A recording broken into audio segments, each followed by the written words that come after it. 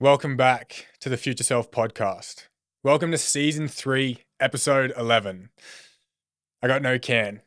All right, on the go, things aren't always going to go to plan. And today, by chance, I just happened to miss the intro's most important part. Now, what I want to get into today and have today's episode be based around is a bit of fun. I put out some polls on Instagram, both my personal and my coaching page. So if you don't follow those, they're going to be linked down in the bios. If you're interested in any of the work I do with coaching, with my life, I'm currently traveling the world, for anyone who doesn't know, going from place to place, spot to spot, experiencing, podcasting, talking to people and meeting people. But I put some questions up. There's a big range of questions. I mean a lot. And I don't want this episode to go for too long. I really am interested in some podcasts that go for an hour, some that go for 20, 30, and 40 minutes. So I'm just going to time cap myself a little bit today. I don't want it to go forever, but I really want to cover quite a few because there's some really interesting questions that have been asked from business, personal, thoughts, my life, my history, fucking everything. So I don't want to rapid fire and I don't want to force myself to have to quickly get through them. I want to get through quite a few, but I also want to just give some expression per question because if you've spent the time to engage in the content I'm putting out, I want to give the respect back to give an answer that I genuinely feel like will be of value or of the quality that I can give. So the first question, they're all going to stay anonymous. I'm not going to say who asked it. Some of them I might trim down a little bit, but it was asked, how can someone start building a life like you have? So a life like mine. To be honest, I would not recommend anyone to build a life like I have because it's my fucking life. It's built on my experiences, my lessons, my traumas, my wants, my own exposure to the world. No one should ever idolize someone to the extent that they try and live their life. I've done that before. Here's a vulnerable experience of my own. One of my first partners, it was one of my first ever long-term relationships that I was potentially stepping into. I was actually in it for a little bit. Her ex-partner was still very relevant in her life and my life, our relationship, and I was trying to mold myself to be similar to that individual. The same clothes he wore, the same way he lived his life, tattoos and all those types of things. And it fucking sucked because you never feel good enough. I never felt worthy, and I was always chasing something that wasn't mine. One of the biggest things I have confidence in nowadays is how I do something, and I don't have as much of a care like I used to if someone tries to copy what I do, because they're not going to be me, and it gets tiring and you run out of ideas and you run out of the ability to keep up because you're not being your authentic self. I definitely think you can idolize someone's life, respect it, admire it, and appreciate what they've done. I think you could definitely use it as a tool to see things are possible, to see what someone else can do, and to compare what you think is right or wrong based on the way they live. But I would hate it if anyone wanted to live my life or was trying to live my life. If you want to be someone young, successful, making good money, having a good business, helping people, that's great. That's not living my life. That's what I do, and that's a big part of my life, but that's not living my life.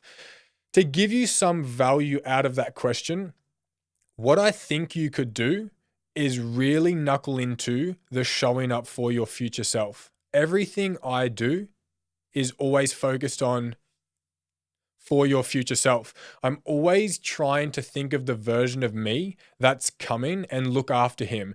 From shit that is as small as doing my washing then and there, because I know at the end of the week, I'm not going to want to do it. Writing in my diary, planning out my week on a Monday because I don't want to experience the week on the fly.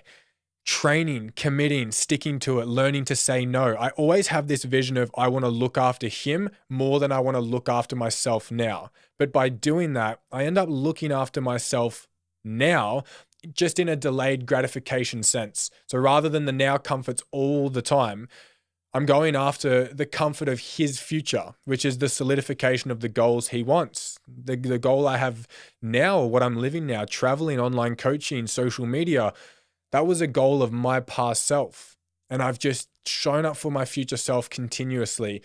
Another thing I think you can do, and I just mentioned it, learn to say no more often. Letting down other people to look after yourself is not being selfish, because being your best self can be selfless as you're a better quality to other human beings. The next question, where are you traveling and have traveled to? So currently I've traveled to Indonesia, Vietnam, and London. By the time this episode's out, I will be in Paris and potentially in Spain too. Where else I want to travel to? Italy, the Amalfi Coast, Croatia, Germany, Switzerland, maybe into the American side of things. To be honest, I don't have a plan. What I know is as far in front as 2 weeks, which if anyone knows me intimately or personally, that is not me at all. And it's been one of the best changes I've ever made. It's been one of the most enjoyable experiences too. So right now I have, as the time of recording this episode, I have a train booked to Paris with the first 3 days of accommodation. That's it. No other itinerary, no other plan. It's just going with it, talking to people, learning what's fun, where's worth going. So that's kind of the plan that's not planned of where I'm planning to travel to. But before this big trip, I'd been to America once or twice when I was 12 and Bali for 5 days in January. So I'm not a seasoned traveler, but I will be heavily seasoned by the time I come home, if I come home. The next question, the hardest thing to change in life for majority. It's a really hard question to answer because it's just so general and everyone's life is so individual and everyone's experiences are so individual. But the thing I see most common in friends, family, clients, surrounding individuals, and people I talk to along the course of time, it ties into a lack of future self coming from a place of self-sabotage. It's that situation where someone knows doing something would better their life, but they don't do it. They're stuck, they're comfortable, they're scared. That to me is really fucking scary. And I think it's what most people find really hard. It's not the hardest thing. I can't actually answer the question directly for you. But to give an answer, people self-sabotaging and knowing what could change and not changing it. It blows my fucking mind that some people know if they did something different, their life would change forever. But they don't. They don't do anything about it. And that to me is really, really daunting. The next question, why are you traveling? Why I'm traveling is because 16-year-old me left high school because I was a stress head, perfectionist. My mum was really scared of my mental health going into the HSC. I just competed in an IFBB physique show. I came third. I was loving fitness. I love the idea of helping people. I always idolized people on YouTube in the sense of liking what they were doing and how they were living. So I left school and I studied fitness. And then I had this dream forever that I wanted to travel the world, online coaching, making great money and sustainably being able to live a life where I'm not just getting by or stressing always or coming home with no car, no money, no setup. So I'm just pursuing and living the dream of my 16-year-old self. Over the course of time, the dream became more intense. The vision got bigger. The ability became more likely. And it was one of those things that I kept putting off.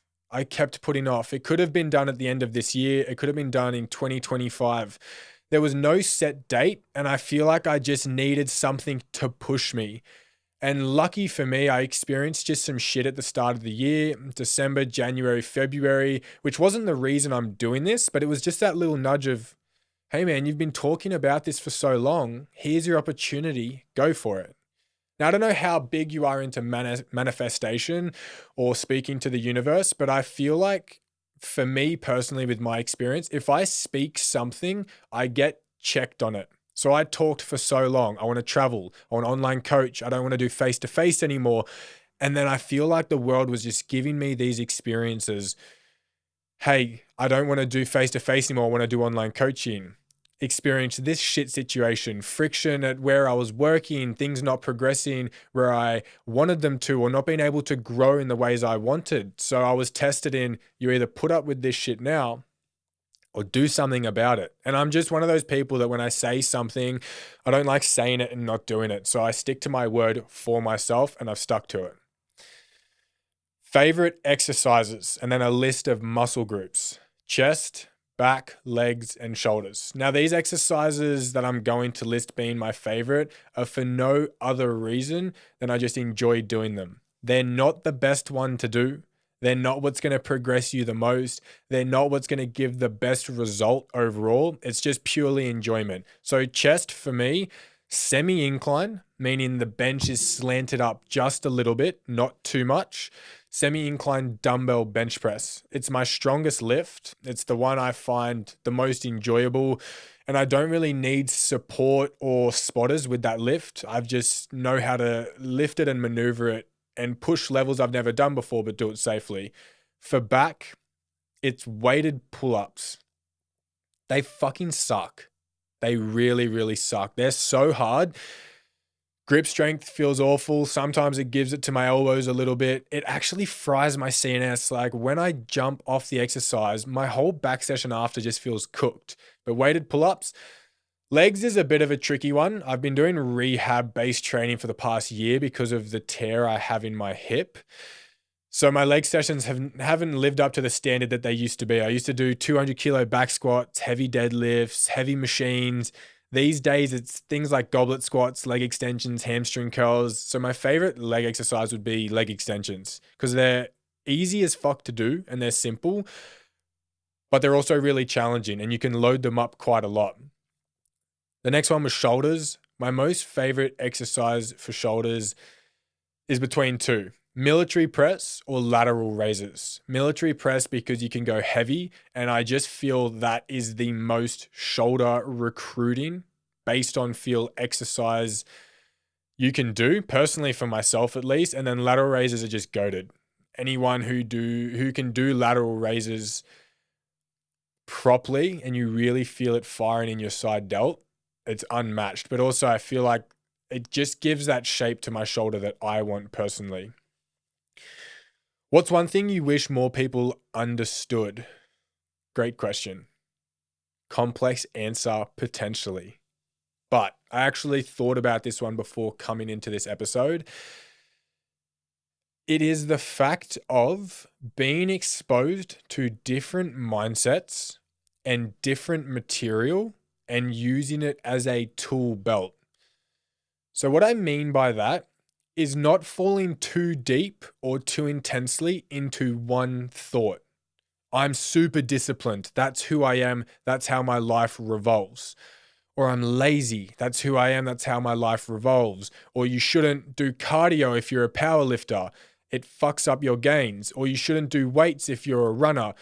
I always dislike anyone falling too heavy into one mindset. One, because people tend to contradict themselves when they learn a little bit more and they're exposed to someone that is conflicting their ideal and seeing a success with that. But also, two, why would you not flicker through multiple mindsets? So the way I like to think about it is if you had a tool belt, you have access to all these different thoughts. You have access to all these different pathways, approaches, dynamics. You don't just fall too deep into one. Now, I'm guilty of it. I've definitely fallen into the steam train ahead, work only focus, don't fuck with me on any level. But now it's like, it's okay to just flicker between. So I really think it's important that people don't fall too deep into one thought and mold their personality almost around that thought, just because things can always change. And I think you'll miss out on so many beneficial different ways. So treat it like a tool belt. I know how to be disciplined, but I know how to be lazy.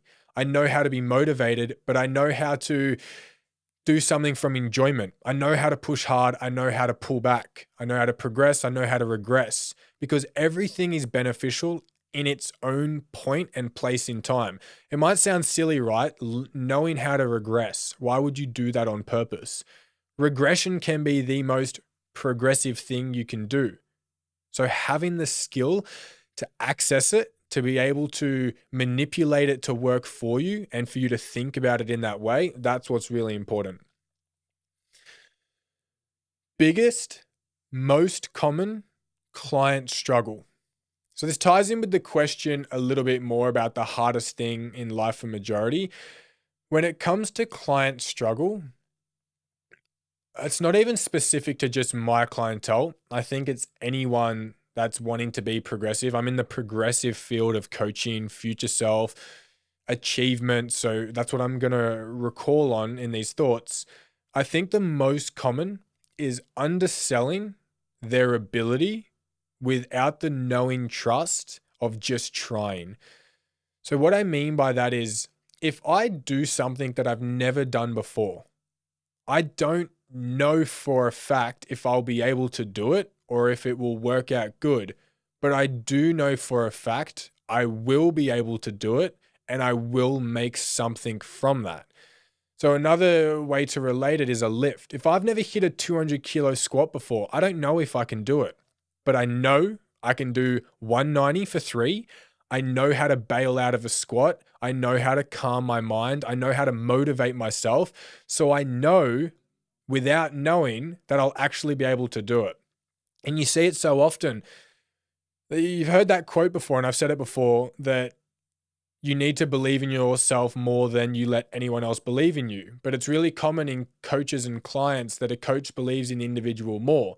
That's not because the coach is some woohoo guru that knows what you don't. They just know you have more in you than what you let yourself show or what you let yourself think. That's just the difference between a logical, calculated lens and an emotional lens. So if you yourself think through an emotional lens, you'll have intense emotions. I don't know if I can. I'm worried. I'm stressed. A coach doesn't have those feelings. They have the calculation. Yeah, you've done this before. You have the receipts. I know you've pushed through something similar. You'll be able to do it. So it's just the flicker differentiation between emotional and logical lensing. Why are there fat people and not fat people? Which was a question that made me laugh when I read it. And I don't know if it was a call out or just someone stirring the pot or a genuine question wanting to know. Again, it's a really open-ended question. You could approach this in so many ways. I'm definitely not one of those people to say there's fatties and there's not because of this or that. Like, it's just not my approach. I think personally, from what I've experienced, been exposed to, and learnt, is that everything you are is a combination of what you've experienced to date. Some people could be overweight because of bullying, because their parents imprint lacking motive or lack of drive. There could be traumas behind it. There could be genetic. There could be you're just someone who doesn't care, or what you've been exposed to has allowed you to not care. And then non-fat people or non-overweight or smaller body fat individuals doesn't mean they're healthy. They could be obsessive. They could have people commenting on their body all the time, so they're hyperfixated on it. So people are what they are from a combination of what they've experienced, and that's okay. It's okay to be who you are from what you've experienced, but it's not okay to just accept who you are and shoulder shrug, it is what it is, because it isn't what it is. It is what you create it to be. If you're not happy with your body, fucking change it. If you're not happy with how you look, change it. So I think it's just the exposure experience of our whole life that allows for certain things. And I think people just get comfortable. I don't think that's the root cause of every person specifically, but I think there is a heavy consistency of people choosing comfort. And that's why I always say anyone who starts a progressive journey or a weight loss journey or a future self journey, you're paying the tax now. It's time to pay the tax, man. You've just for so long accumulated money without paying your taxes. You for so long have chosen comfort and you haven't divvied up your expenses like you needed to. So now you've got to pay the repercussions, work harder, earn less, and just have that situation play out. So, yeah, the analogy I always say is anyone who's wanting to make change is paying their taxes now, and you have to pay your tax at some point in time. You either do it because you're bettering your business structure or you get fucking caught out by the government. So, to relate it to the body, you either do it because you want to and you want to gain back control, or life's just going to hit you. One day you have fucking diabetes, you can't walk, your joints don't work, you get puffed walking upstairs, health conditions, depression, this, and this. So the tax is going to be paid either way, but you either choose it or you're forced into it.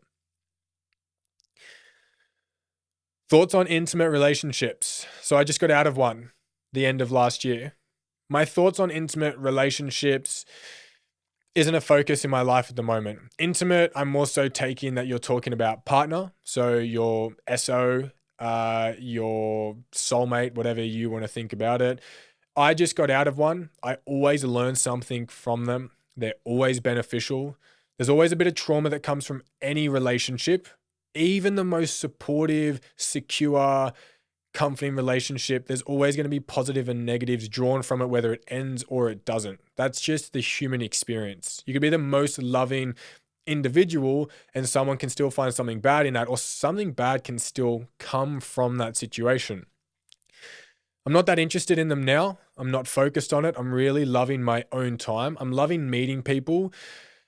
I did love the support that a relationship brought, that kind of really intimate support of what you're doing, someone really pushing for you to do better. But I also don't miss living life for another person. Now, what I mean by that, and that's not a negative thing, any relationship is a combination of living for yourself, living for another person, and living for each other. I don't miss the adherence to another human being just because of the chapter of where I'm at in my life right now. I like being able to do what I want, whenever I want, without having to think about anything other than my own self. I know in time that will change, and responsibility is always good, and working to compromise is always beneficial. But just in this period of time right now, I'm fucking 22. So I just don't feel the need for that. Longest term client and their achievements. Longest term client is Haley Barclay. She's been with me from the jump. I've been coaching since I was 17. I'm 22 now. I think she joined 17, 18. Here's the story of how she started, or not why she started, but how we mapped it together. I went out to dinner to a fast food restaurant which she was working at the time, and I ate just a normal meal, and then I left, and then I realized my $400 ring I'd left at the restaurant. I went back to the restaurant stressing my absolute mind out, and the table had been cleared. So fucking Haley and I are sorting through trash together, literally digging through trash, pulling bags open, trying to find this ring, and we find it. A week later, pure coincidence and chance, the gym gives me a random lead, one of the first gyms I worked at, and it's Haley. And then we did the consult and we put together that fucking hell, I seen you a week ago. She's been with me through everything. Every client that's come, gone, still with me today, every high and low I've experienced, my little dramas, my achievements, I've been there through all of hers too. And it's a really special bond we have now where we're quite close friends. But she's been with me for years. Currently now, she's doing her own little thing on my programming. We're not actually working in a one-to-one setting, but I said, yo, it's time. Like, it's time for you to do your thing. I'll still give you the guidance and the tips and the programming, but do your thing. And she's fucking doing it. I've seen her achieve so much. She was one of those blank canvases where going to the gym was a big deal. Setting up a machine on her own was a big deal. Hitting a new lift was a big deal. Now she's doing all that shit on the regular and hitting PBs that she's never hit before. So yeah, it's definitely a special journey that I hold close to my heart, and someone who's been there through a lot of my things as I have for her. Biggest, most impactful change you have seen a client make? It would just be backing themselves and achieving what they thought was once impossible. Almost every person I work with has a little moment of that situation where they tell me at a point in time, I can't do this, that's not possible, that's not real, that won't happen. And then X amount of time later, they've done it. Whether it's weight loss in the gym, whether it's this or whether it's that. I think that is the most special thing I've experienced as a coach, is someone learning to believe in themselves so much that they literally show themselves what they once truthfully thought was impossible. That's a really special moment. And it doesn't come without hardship, a lot of work, a bit of friction, ups and downs, tears, sweat, all that along the way, but it is worth it always. Here's the next one. Hardest part about running a business. I don't think running a business is hard from my experience, because I love it. I'm obsessed with it. If I have half a day free, I will go back through all my client waivers, all my systems, and level them up. I'll rewrite my intro messages, my intro emails. I'll reconfigure my spreadsheets. I'm obsessed with it. My taxes, money counting, client numbers, regulating individual aspects about each client. On my sheets, I have each client and something individual about them, their current injuries, sometimes past injuries, things like that. So I obsess over all those things. I think just the hardest part about running a business is being the person that does everything. Now, it's not that it's a dread, it's just the demand that creates. So for instance, today, because of the time difference, I'm in a 9-hour time difference in London comparative to most of my client base, which is in Australia. I woke up 4:30 a.m. earlier than I need to, because that's 2, 3 p.m., whatever it is for most of the people in Australia. But I wake up, answer messages straight away, so it's not delayed. From then, it's check my emails, it's plan out some content. From then, or I'm expressing today, this is actually what I've done today. Plan out some content, write a few posts, create some videos, booked in, podcast, mapped out all the questions I wanted to answer, doing the podcast now, and then I'll go home, answer more messages, write some programs, social media, and all those things. So there's just so much to do all the time. And there's struggles in things of delegation. So I would love to get my business big enough one day where delegating wouldn't be the biggest deal, but I just obsess over quality. And I'm in that mindset that no one has the quality like I do, which they do. And I'm also aware that people do and can do things better than me, but it's just a bit of a control thing. Like GLC is my fucking baby, and I'd rather it fuck up from my own hand than it be at the hands of someone else. I've heard a lot of things of business though, like money management, discipline, all of those things. Everyone's experience is different. I think a lot of people who run small businesses in the coaching field feel like you just need to be a good PT. Here's a good expression, actually. In the fitness industry or the coaching industry, if you're good at business and an average PT, you will 9 times out of 10 do better than someone who's great with people and shit at running a business. So being a good coach is one thing, but that is not the full story. There's multi-facet of skill you need to have, and people don't realize that. So that's why when people run their own business or start off on their own, it's really tricky. You could be knowledgeable, you could have great expertise, you could be very, very great with people. But if you suck at business, your business itself won't thrive. That makes you a worse coach, and then things crumble from there. Most money made in a week from business. So yeah, great question. The most money I've ever made in a single week, I'm not going to tell you. That is personal to me. I am definitely not going to let nosy individuals make judgments based on what I make. If you're interested in what I charge, go on my website. Everything I charge is accounted for. It's based on the worth that I think I am as a coach. It's based on my receipts, my demand, my experience, and the results that I've gotten with people along the way. Also, just the amount of money I've invested into everything myself. If anyone guesses or wants to guess how much I've made, if you're watching on YouTube, drop a comment. If you get it right, I will give you a copy of my Future Self book for free. So if you're interested and you want to have a guess, I would be super curious if people think it's hundreds, thousands, tens of thousands, whatever it is. So if you want to have a go for a guess. And if you get it right, I won't. Oh, it's going to be hard then because I'm going to have to say who actually got it. But if you're close within a vicinity, I'll give you a copy of the book. As a coach myself, what's the biggest thing you think coaches could do better? Whew. If anyone is tuning in on Spotify, I was just counting on my hands how many things I was thinking of. I think the biggest thing is, it's a really weird concept to say this, but it's selfishness. If coaches were a little bit more selfless and a little bit more genuine, they would thrive so much more. Now, it sounds stupid. How do you be selfless in business? You're not doing charity work. That's not what I'm talking about, because you can be selfless and it have beneficial situations for you.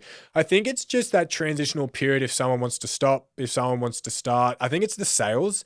I fucking hate direct sales. I really, really hate it. Some people love it and it works for them. Go you. I'm not hating on you. I just don't like it myself. I think just genuine attraction always brings a better dynamic than sales. So I've worked with people before when I first started and I was like, I'll give you 4 free sessions if you sign up today and I'll do this, this, and this. And then they do their 12-week coaching block and then they're done. I've had people follow me for a year and go, I've watched everything you've posted, client transformations, information. I fucking love what you do. Can I work with you? Fuck yeah, you can work with me. Let's consult. So I think that genuine connection and just being a genuine individual really attracts a good dynamic that makes a business thrive in this coaching space better. Age, height, and body weight. 22, 6'2". No one trying at me for 6'1", none of that shit. And currently I'm around the 102 kilos. Body count. So my body count is between 200 and 300 in the sense of if we're talking about the clients I've worked with in coaching. Is that what you're talking about? How many people I've worked with in coaching, lives helped? Is that the question? Is that what you meant? If you're asking for my intimate body count, you can get fucked. I'm not telling you that at all. Thoughts on people who drink/drinking itself. No thoughts on people who drink.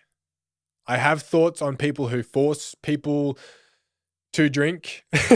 I know some people who know me right now are going to be like, you sly motherfucker. Whenever I go to events, if I'm sober and someone wants to get drunk themselves, I'll sometimes just encourage that because it's funny, in the sense of just funny watching someone be goofy or whatnot. But it's not something I do unless it's like close friends or family. So for instance, at my mum's 50th, I was giving shots to my sisters because they wanted to drink and I just kept giving them. And then it just brings for a funny memory.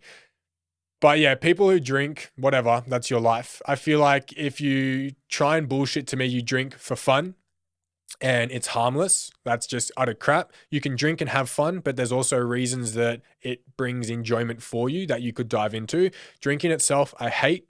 Tastes like shit, makes me feel shit, gives me depression. I've definitely had times where I've drunk and had fun, but it's always that question of why do you need to? Oh, well, I'm anxious. I'm in a crowded space with people. There's a lot of people around that I'm nervous. So it's like, oh, okay, I lack confidence, so I'll drink so I don't care what people think, which realistically, I could just not give a fuck what people think and not drink. One thing though that I do find interesting is I'm working with someone and they used to have a few beers over the week. And I used to question them on it. I'm just a curious individual. Why would you have beers over the week? Oh, I love it, man. Tastes good and just a good time. I've worked with this individual for a little bit now, and they told me this week, beer tastes like shit, and they used to drink to calm their mind. And it was such a full circle moment of validation for me because I just knew that. Beer tastes like shit, and you can't tell me right now that it actually tastes good. I won't believe you, and I don't think you're telling yourself the truth either. But it was such a moment of holy shit. I was so proud of that individual for expressing that. But it was that idea of they used to say it tastes good and they love it and they have fun and all this. And now they're doing so much for themselves and they have different outlets, walking, the gym, getting anger out, having fun with friends, socializing, going for walks, meeting for coffees. So they're substituting their outlet differently. And now they being open and honest that it tastes like shit and that it used to just calm their mind. Now they calm their mind by lifting heavy weights. So it was a really interesting situation. Favorite energy drink / pre-workout. I don't like pre-workout. I used to be heavy into it. I used to be a sponsored athlete, for anyone who doesn't know, by EHP Labs. I was obsessed with them as a kid. It was such a big milestone. I just dwindled off the team because I stopped posting. I stopped taking supplements. I just didn't care for it. I know I have a coffee before I train. Sometimes, obviously, in the potty, I'll have like a Monster or whatnot because I like the taste. If you're having caffeine above 250 mgs in a single dose consistently, almost daily, that's fucked. It's just, you need to research it and look into it. If you're always tired, and then when you have caffeine, it perks you up, and then you drop down, and then you have another one. If you're always chasing that, adrenal fatigue is what I learned about it. That cycle of I'm tired, so I'll have caffeine. Caffeine, I can't sleep, I'm tired. I'll have caffeine. Energy up, drop down, and it's just this really detrimental cycle. Caffeine doesn't actually give you energy. It is a fatigue blocker. That's why when you have an energy drink, you'll become really energized, and then after it, you can crash. That's why most supplements have an anti-crash formulation in them, because once that fatigue blocker wears off, that shit just comes flooding through and it hits you. So my favorite energy drink, I'd say maybe White Monster, basic bitch, whatever, or coffee, just coffee itself. Biggest achievement in the gym. Being crowned Australasia's youngest IFBB, which is a non-natural federation at 16, obviously natty. That was massive for me. That was really big. I also think just the small moment, the first time I put 2 blue bickies on the bench press. Me and my mate Max, we used to go to the gym together every session, and we went from 5s either side to then 10 either side, 15, and then one day we put 2 big blue plates on either side and we benched it. And that's just something that's stuck with me so much. There's obviously other things like winning basic CrossFit comp, squatting 200 kilos, benching 140. Like there's always those big achievements. Half marathon actually was a really big thing for me, just because it was post hip injury and during a time of decent head noise. But anything along those lines is always, always special. Most important lesson of 23 and 24 to date. Biggest lesson of 23. Oh, fuck.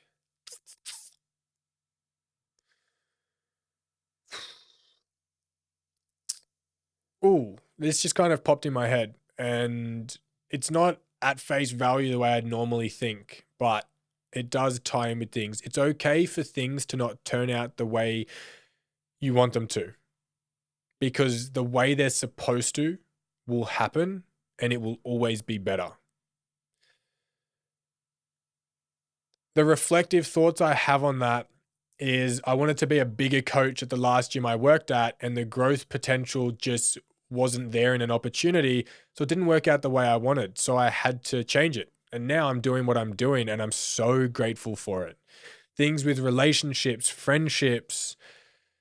Yeah, it's I think that's a really big one. Even my second car, I really wanted this other one, and then it fell through, and then I ended up getting this one that I absolutely adore. So I think it's that idea of, if you're pursuing something relentlessly, you'll get where you need to be, but it could look different to what you planned it out to be, and that's okay, because it will work out better. The biggest lesson of 2024, so to date,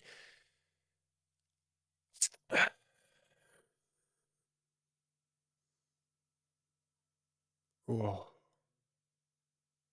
fuck, I think it just ties in with that. Here it is. So the biggest thing for 2024 is change is necessary. So take that however you want. Hardest life experience I've ever had. Uh, there's heaps, obviously. There's heaps, man. There's heaps. Even in 22 years, I've lived a big life. As I've mentioned on previous pods before, I was a perfectionistic kid in school who really wanted people to achieve, and that made me not the nicest. I know I'm the villain in some kids' journeys in school, and I fucking hate that. I really, really hate it. It fuels so much of what I do now, not in a way to resurrect it. And I was never a severe bully or anything like that, but I just wasn't as nice as I could have been because I had that thought process that I've been through hell with my father passing away. There's no reason you should be doing worse than me or different to me. And it's just so single lensed and just a really uneducated view. Obviously, that one I just listed then, my father passed away when I was 12, was awful. And then the other two just tie in with people passing away because of the regret and guilt felt. So one being my pop, my dad's dad, just being so heavily focused on work and not getting to do with him what I wanted to. And then my ex-partner's father passing away was fucking awful. Awful. Oh, it just gave me goosebumps on my leg, man. That's something I think about every day, every single day, because I was there in the experience. And I'm that type of person that I would rather go through something shit myself because I know I can go through it than see someone else go through shit. And to see a full family experience something that I could relate to so intensely was heartbreaking. Heartbreaking. It's, yeah, something I still think about. And again, it just sits on that. If I could take the pain away from that family and carry it myself in order for them to not have to have that, I would. But life doesn't work that way. And everyone is going to experience saying goodbye to someone when you don't want to. And it fucking sucks. And there's no words for it. Yeah, there's no words for it. Fuck. The best gym in all of Wollongong. The best gym in all of Wollongong is going to be the one you feel most comfortable at and the one you will go to consistently. If you're traveling to a gym 30, 40 minutes and you're starting to dread it, you need to change. If you go to the popular gym but feel intimidated and you don't like it, change it. It could be some little shitty, small 10 by 10 meter gym. It could be a big warehouse. I don't think there's any one specific good gym. A lot of the gyms in Wollongong have decent equipment. Yeah, I just think it's the one that works best for you ultimately, because no gym is the best in any sense of if they have great equipment but the vibe's off, then it's not the best gym. Or if the vibe's on but the equipment's average, it could be better. So it's just whatever works for you. Easiest way to hit 120 grams of protein. Very specific. But here's a breakdown of it. Now, this isn't the best way. I'm not saying the most nutrient dense way, but the easiest way. Double scoop protein shake, 50 grams. 2 YoPro yogurts, 15 grams each. That's 80 grams. 40 grams left. A fucking chicken breast or 3 tins of tuna. Realistically, you could get there in 3 scoops of protein, 2 Chobani yogurts, and a tin of tuna. It's that simple. People overcomplicate and overstress about it so much, and it just doesn't have to be that way. How much is your coaching? Coaching with me ranges from $15 for the subscription. So that's not actually coaching. Currently up to $195 a week. So it just depends on the intimacy, intensity, workload, what you need, information, and just the systems you need in place. So there's 3 different levels of online coaching: basic, in-depth, and then future self full coaching. So it's on my website, linked in the bio below. If you're interested, you can check that out. Current thoughts on cancel culture with celebs. This is a thing currently going on at the moment, and it's really prominent in the Met Gala. There's that difference between the Hunger Games. They're doing the relation of the District 12 and then the I don't know what it's called. I don't know what it's called, but where all the rich people live and whatnot. I hate cancel culture on any degree. Because it can come from anything. And the hardest thing is you just don't know someone's life. We could look at a celebrity and think, oh, you're a bitch. or you're not a good person. It's like, we know nothing about them. We make these judgments on an individual based on some things we've seen. These are just human beings at the end of the day. They're the same people that fucking cry when they stub their toe, are disappointed if their business fails, want the warmth and support from people around them. They're just someone that so many people know, or they have a skill that not many people have. I think definitely what's going on at the moment is a big deal, and it's being publicized really well. I think the cancel culture aspect, that's just a way of getting it more known or forcing people with platforms to do things about it. But I think cancel culture is really heartbreaking, not related to this situation, just in general. You know, you have some people work their whole life and then an accident happens and bang, they're just forgotten about. And I think that's like, we forget that it's another human being, like your parent, like your sister or your brother or your fucking partner. Best quote you've ever heard: real change needs real change. Do you miss your old gym / face-to-face? I miss face-to-face so much, so much. I love the intimacy and intensity of intellectual conversations, the banter, knowing someone, diving deeper. I am naturally a very curious individual. I always love knowing details, what's going on, why you think that way, why you approach that way, how you went about it. I always ask that almost too much. So I do miss the face-to-face. I don't miss the days of 4 a.m. till 6 p.m. with a 2-hour block to train in the middle of the day, answer messages, dinner, and bed. That had me excited for Friday afternoons and Saturdays where work would be quiet or not on, where I could do things. I think I just balanced it really shit. Really shit in the sense of long term. Really good for what I want to do now because I'm set up really well. But yeah, balance shit. Do I miss my old gym? Not specifically. Not in the sense of good blood, bad blood, this or that. I just been there for 3 years. It was like, time to like. Sometimes it's just time to move on. I miss some people from that gym for sure. Some things were really good to let go of. It's definitely been nice for my mental health to not manage some things. But that's not like location specific. You know, there's people in every area. I miss the consistency. Like the gym's great. Equipment is really useful. Being obviously a trainer there, you're immersed in the culture. So, you know, saying hello to people and whatnot, but I don't miss being in the same setting. It was time for me to grow. It started affecting my mental health, being impacted by the same 200-300 people all the time. So it's just it just came to an end, which a lot of things do. You know, I worked at another gym before that, served its purpose, really allowed for things, and then it was time to move on. Why do you like talking to people? Podcasts, human engagement. Like I said before, I am just naturally curious. I love knowing shit about people to actually know it. I don't like talking to people just to talk myself. I don't like asking questions to have the question asked back. Every person I've met since starting these travels, even, I have asked them questions with minimal expression about myself. I don't like sitting there reciting, I'm 22, I'm traveling, I'm coaching, this happened in my life, this and this. I want to know about you. What are you doing? What are you doing? Why are you doing it? How did you get here? Why this location? Who are you?